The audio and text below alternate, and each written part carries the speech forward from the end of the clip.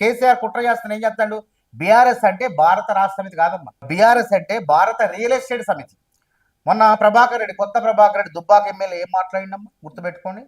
ఈ కాంగ్రెస్ ప్రభుత్వాన్ని కొలుచడానికి real estate వ్యాపారులు, బిల్డర్లు, పారిశ్రామికవేత్తలు సిద్ధంగా ఉన్నారు. ఎమ్మెల్యేలు కొనుగోలు చేయండి, మేము ఉన్నాం, మేము డబ్బులు ఇస్తామని చెప్పారని ఆయన చెప్పాడు.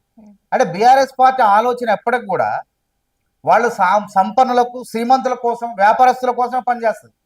కానీ కాంగ్రెస్ ప్రభుత్వం శ్రీమంతులు కాదు, సంపన్నులు కాదు, వ్యాపారస్తుల కోసం కాదు, సామాన్యుల కోసం, పేదల కోసం, పేదరికాన్ని పోగొట్టడం కోసం పనిచేస్తుంది. అందుకే అట్లాంటి తాటా రియల్ ఎస్టేట్ వ్యాపార తాటాకు చప్పుళ్ళు వాళ్ళ కోసం పనిచేయ. అందుకే వాళ్ళు ఏమంటున్నారు, చెరువుల్లో ఇల్లు కట్టి అమ్ముకొని లాభాలు గడిస్తారంటే మేము కుదరదని అంటాం.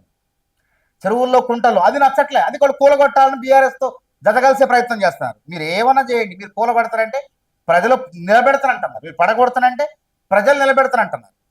కాబట్టి మంచి చేసుకుంటూ పోయేది కాంగ్రెస్, చెడు చేసేది బీఆర్ఎస్.